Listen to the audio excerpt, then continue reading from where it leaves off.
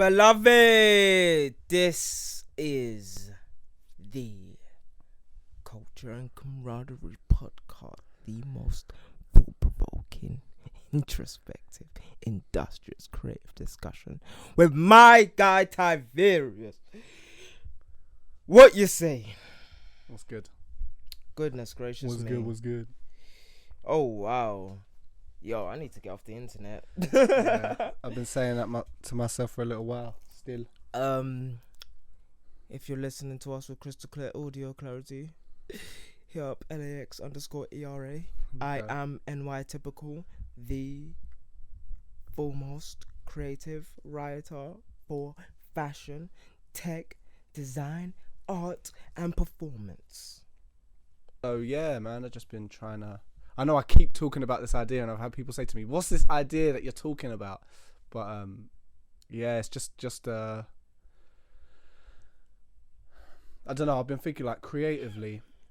I think that thing that we've always had, where I've been talking about having cohesive ideas and creating something that I can implement everything I do through. So I don't really want to like go into the details of what exactly it's about just yet, because it's not where I want it to be for me to be able to share it, and it's something I want to take my time on before I just like start putting it out there. But with the images from the Daily Beat Challenge, there's something there that sort of is going to tie into it. So there's a little bit of a crew. There's the seeds lying about. If you look at just what my social media profiles, and even on my SoundCloud and everything there, and even on my blog, it's there. The seeds are there, and the idea's there. Undersurface.wordpress.com. Exactly. But yeah, man, I've just been focused on trying to put hone in on that, and I'm getting there.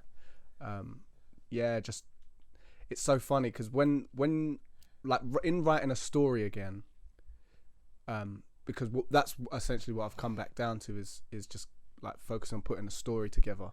Yeah. Because no matter what, when you're creating, I've realized like everything, whether intentional or not, there's a story behind everything that people connect to.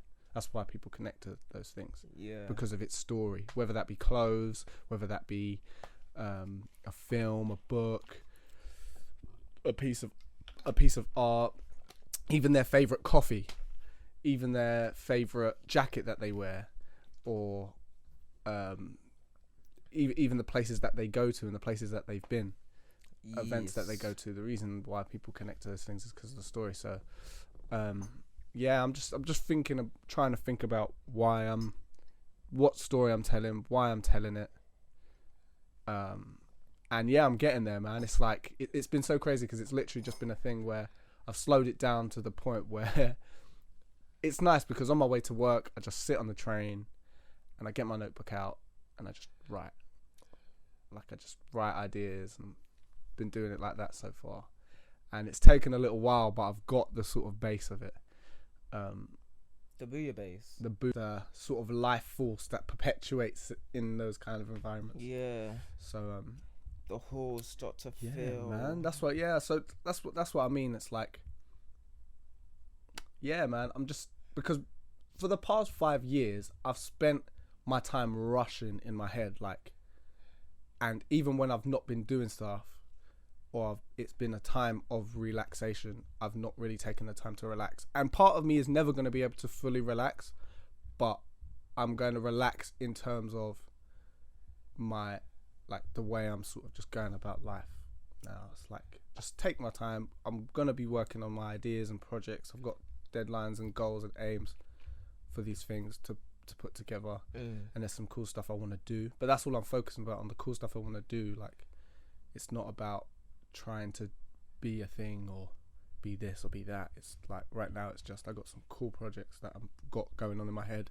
Let's see if they work. Let's see if I can pull them off. Let's see if they come out as I envision them. When it's like, when you say it's like a project or a cool project, it's like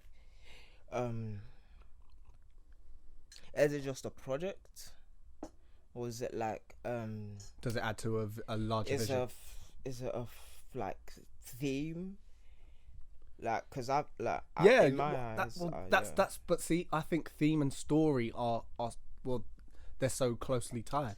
Like that's what I want to create is a theme for my creations. Oh, like the reason I've always liked building worlds. I've always had this idea of building worlds. Yeah. Like even when I was making comic books from time ago. Like I remember when I first ever started. It's so crazy actually how that works out. Because one of the big reasons I got into drawing is through comic books. I just used to make these little stickman comic books, like from young. That's even just as early as the time when I remember when I was drawing Dragon Ball Z shit. It's like drawing these little comic books, stickman comic books.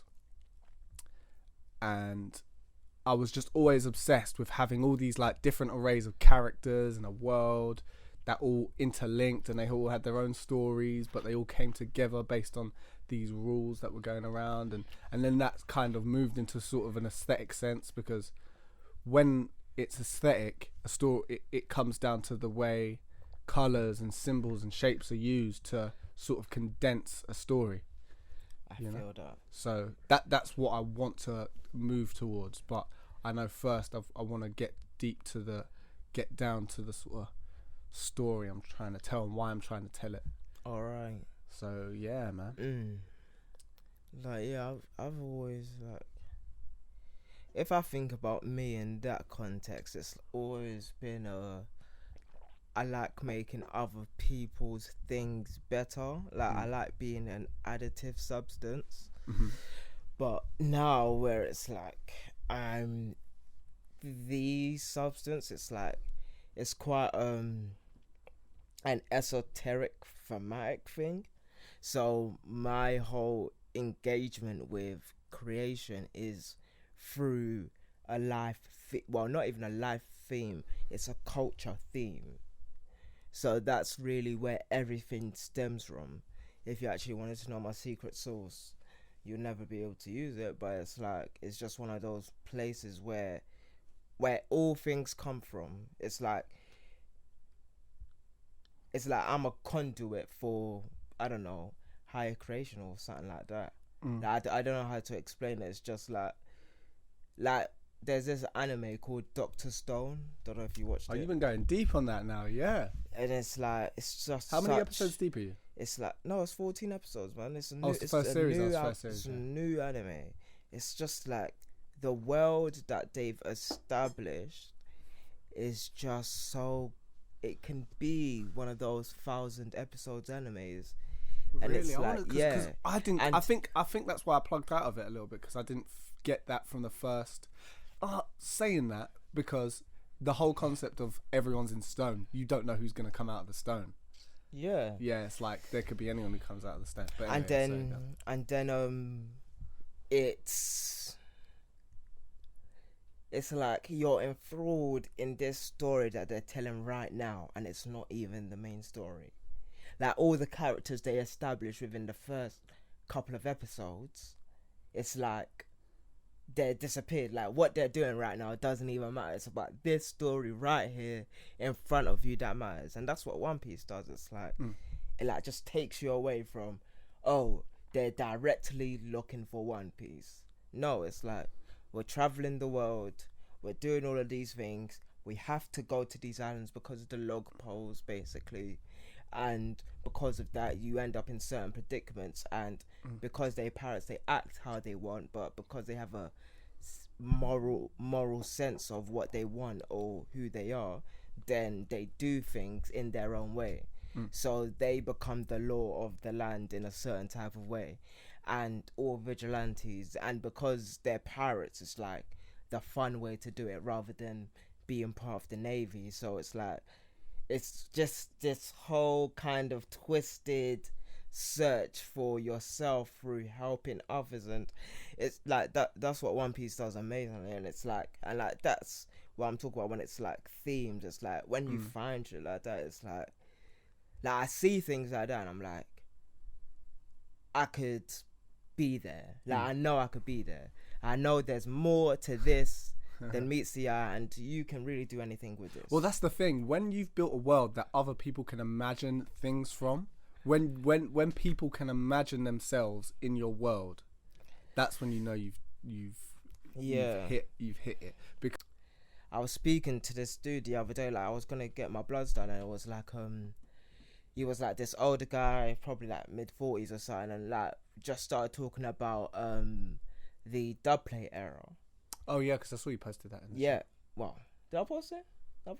I remember seeing it, so and we were just that post is different. Well, you said something before it and then you said dubplate era. Yeah, so like we started talking about the dubplate era, and it just like was just a short conversation, and I was like, oh, you know, like about your history and all of that stuff, and it's like, yeah, and then we just had like a good short conversation about the dubplate era, and like just having an understanding of where British things were and the ideals of British music, because a lot of Americans obviously think that our music stemmed from them, like in a very narcissistic way and self-obsessed way that Americans are, and it's like, well, because to a certain extent it's true, but that's not. It's like you can't take away from all the roots of which. It's not true though, because American music didn't travel to England. Like think about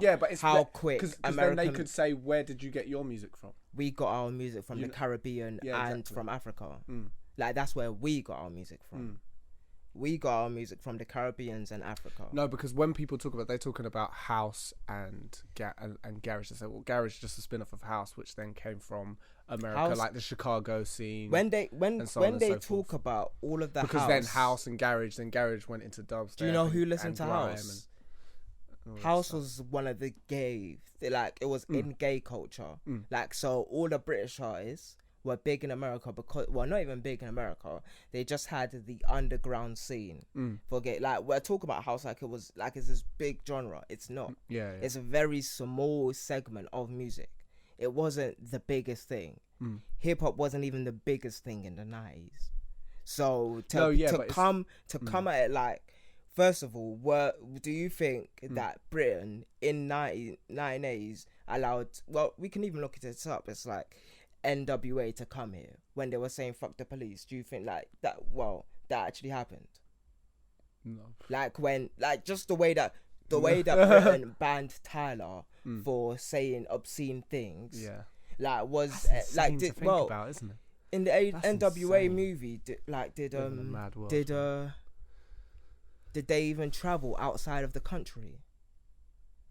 Because like when that's such a strange rhetoric. Let's protect our young minds from all these obscene language. Yet there's no actual real initiatives to help those same young people who would be affected by that. I just find it so funny.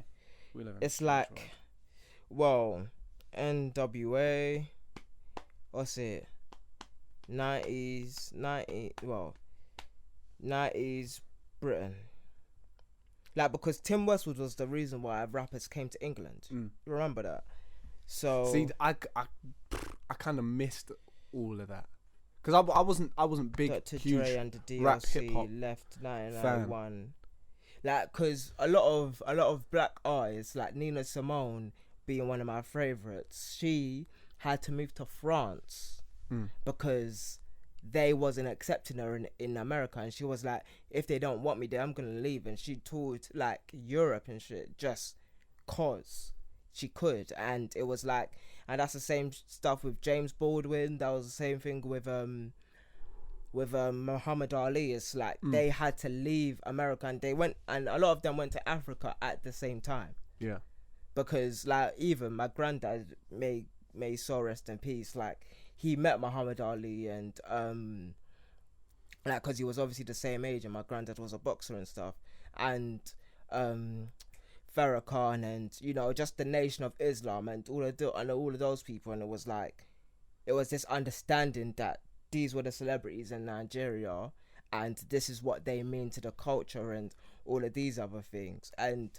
well, he wasn't in the same weight class as Muhammad Ali, but it's just the plain and simple understanding that these are the people who were there at this time. And because with me being raised by Western culture, but at the same time really being raised by the West African culture and understanding that when I'm in my house I'm like Nigerian, like, you know, like back in the days, I don't know if this happened with you, but like it's like you just have one TV.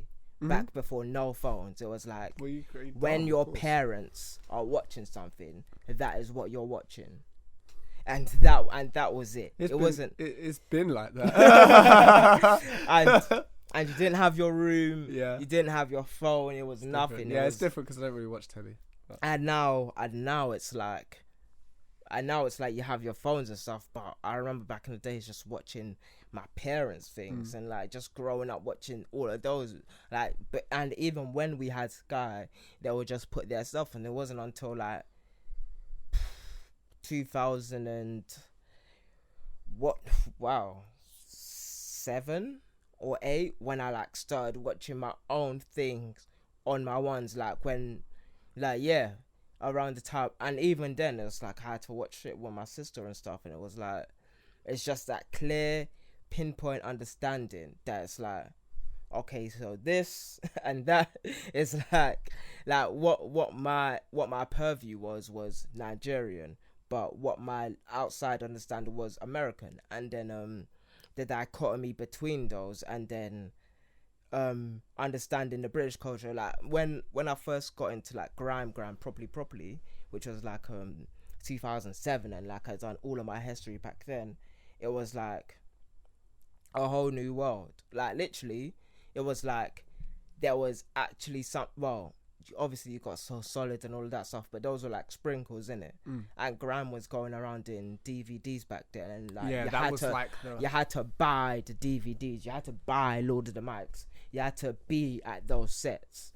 But then when people like Logan Salma started putting them on YouTube and stuff, and like started having these like 20-minute sets, and Tim Westwood had the Movement and Marvel set, and like Logan Salma had all of the sets with like BBK and Big and Nasty and all of these people. It's like, this is my culture. I was watching Uncle Payne again recently. Someone's uploaded all the things. I just like, and that is where I had my attachment. It was like when early YouTube and just being able to have those grasps of culture from Britain. And it was like, that's what I cared about. Like this, like what I cared about was British stuff. It was like it started with Spice Girls, and obviously you had like the main Americans, which is like Eminem and whoever was it, like Nelly, Ludacris, Cassidy, who else was out them times? Chameleonaire, what's his name? Sean Kingston, and then it was like then it was British culture. Like it was like, and obviously on the same line it was like Bashy, Tinchy Strider, So Solid crew, all of those guys like that would be allowed on TV, and like what was that? And the Y2J project, all of that early cultures, like Channel U, and MTV Base, and it was like what we were allowed to see of British culture until we had YouTube. Like that's really what it was. It's crazy. And you used to text into the show. Yeah, and you had to, and like I didn't know like back then like what those guys were actually doing, and like that they were like just a couple years older than me. Like they were literally just, and well, this was back when I was like tiny, and like my body was frail and shit, and it was like I couldn't go outside properly, even though I was outside. I've always been outside, but I just couldn't be away for long periods of time, and just discovering that I could see what I was inside my house. So I could see my culture inside, like, and I could study everything inside and be outside. And well, obviously, like all of that is kind of different now, like with us, because a lot of people don't study the fact that where we were versus where we are now, and like a lot of people don't know the British culture and stuff, and like, well, I care about it, and like just a lot of certain people don't get it, and they really, and a lot of people are enthralled with American culture, and stuff, and I'm more so not.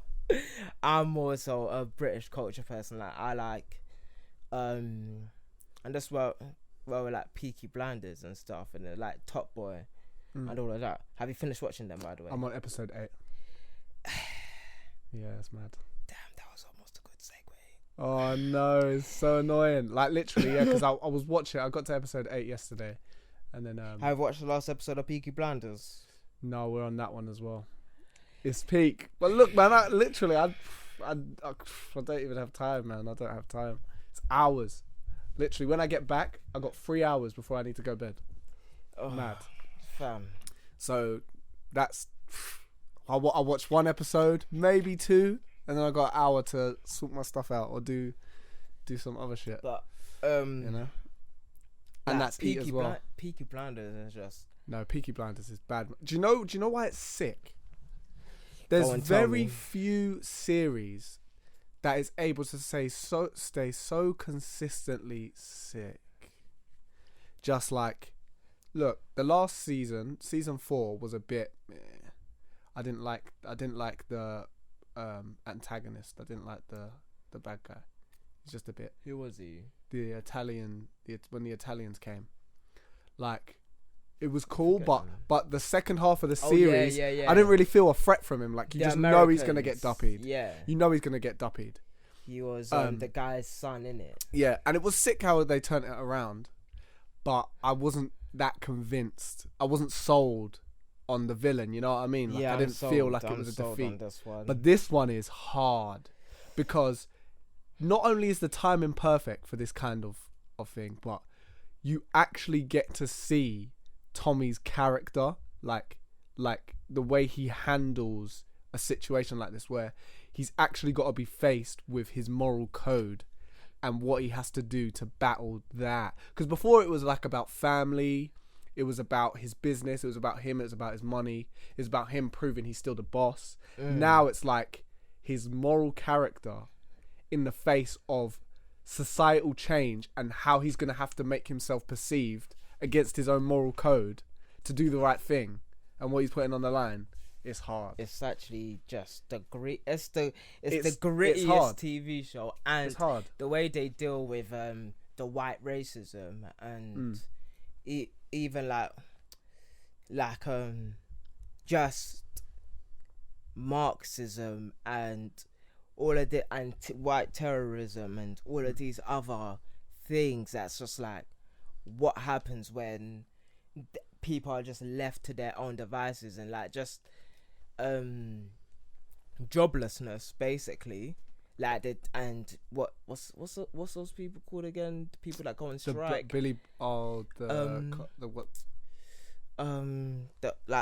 are they called again? The people who go on strike in Peaky Blinders. No, like just people that go on strike, like activists. No. The other one, like when you're part of a company and you create this unions. The unions. Yeah, the unions. That's what you create. This union.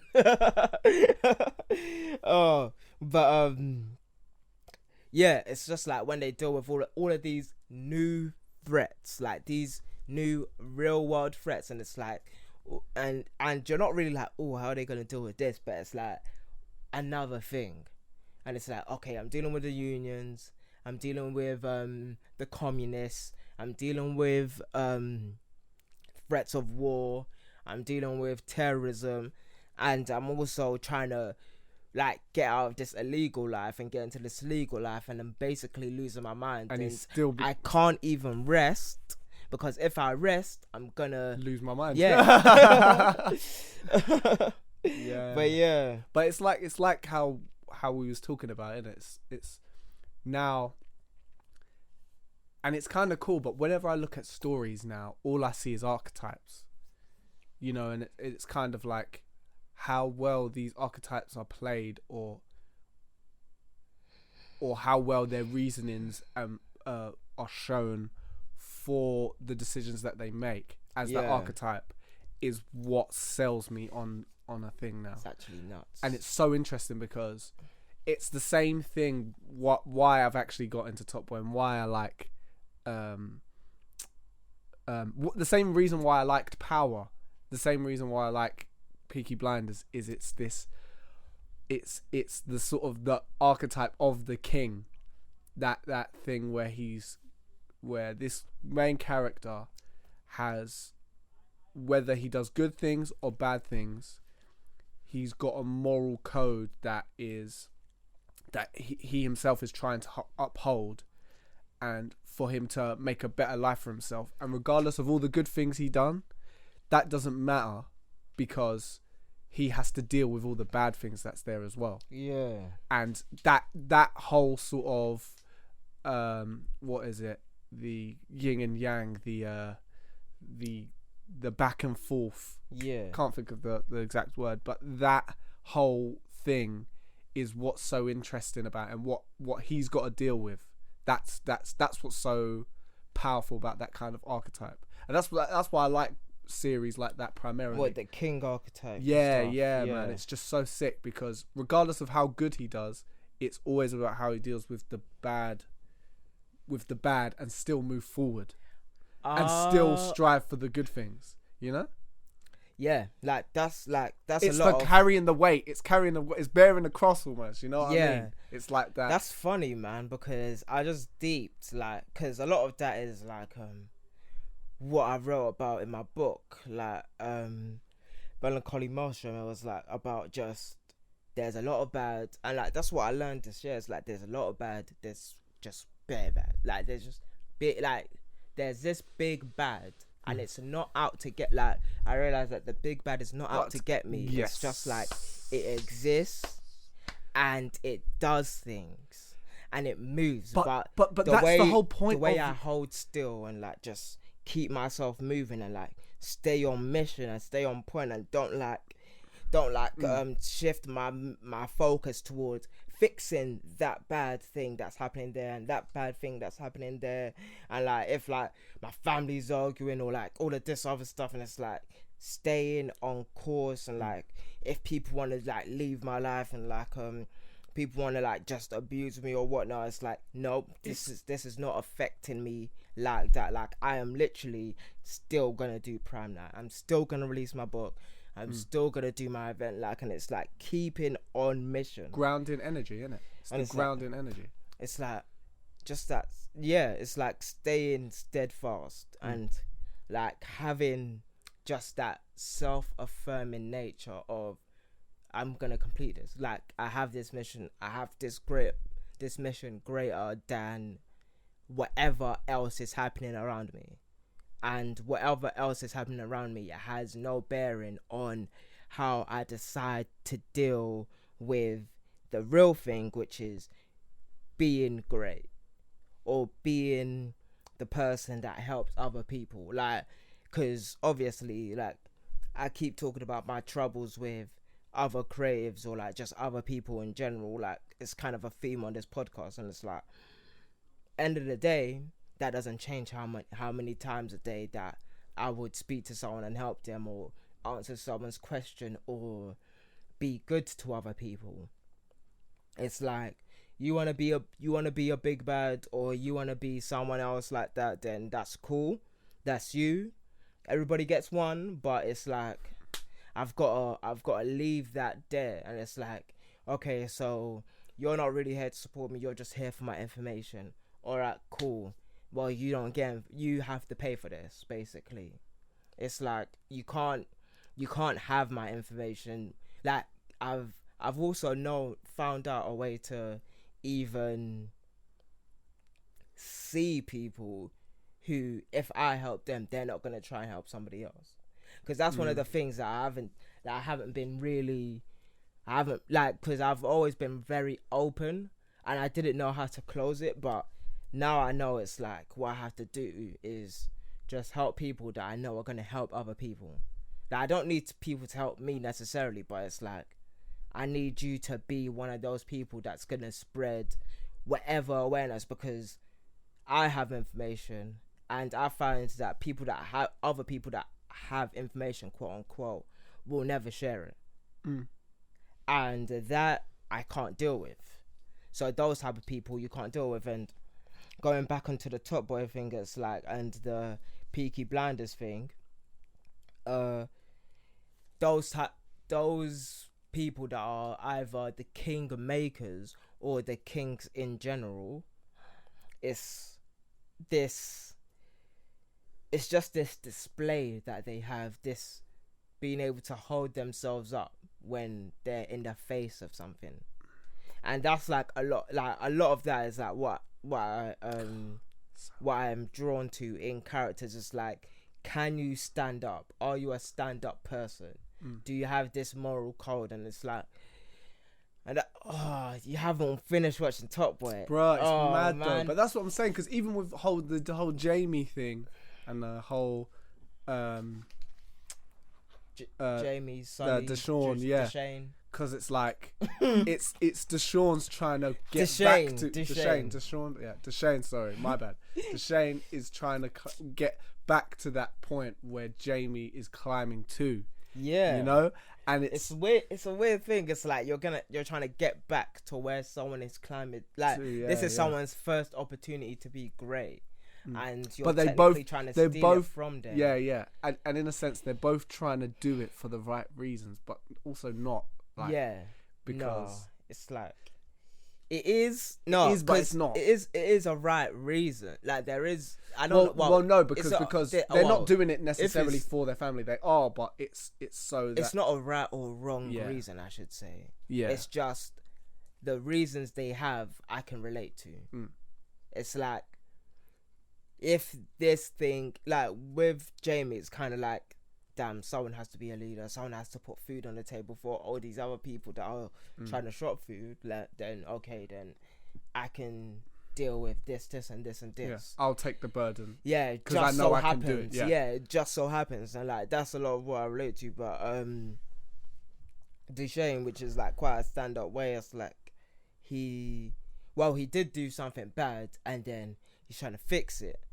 But then there's Sully, who's like my favorite character right now, which is like he's like trying to get back on track. He's trying to get with his family or try to see his daughter and stuff. And it's like, I want to be the family guy. Well, I not necessarily be a family guy, but I want to get back up on my feet and be someone my daughter can look to and say that this is my dad. And that's pretty much all like he's trying to do. And it's like a lot of these family reasons and family ties that are around these people who just happen to be leading such unconventional lives. And like that's a lot of what I was saying, that is so relatable. It's like this ability to create this, like, just this community of people that are just so happen to be doing the same thing, and in this community you just have to deal with certain things in a certain type of way. And well, it's like a bit nuts. Have you watched episode 8? Did I watch it? Is it where it ends up Thingy's cousin just got shot? Who's? I'm giving spoilers. Spoilers from alert. who, fam? I know, but there's some people you're who the haven't only watched one. I am the only one, but just in case, man. You're the only one. Just in case. You're but anyway, the Deshane's cousin got shot. He didn't. Sully's boy just got shot, and they're kind of talking about. Do you know when he's like the squeeze? The squeeze. Is the squeeze worth the juice? Oh yeah, and they were just sitting in the thing in the trap house, and and the way he came. No, not in the trap house. They're sitting in the cafe, and he's like, "What else are we gonna do? Is this worth it?" But then Sully's like, "Well, what else are we gonna do? What else is there for us to do?" And then he goes to Little Sims's house. I've forgotten her name. Deshane. Huh? Goes to Little Sims's house. What's her name? I don't know. I didn't know her as Little Sims. I just thought she was an actor. No, yeah.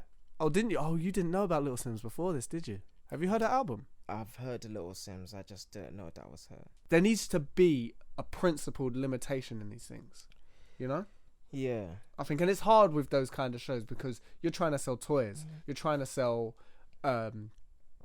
trading cards. So you need all these different powers and all this different crazy stuff. But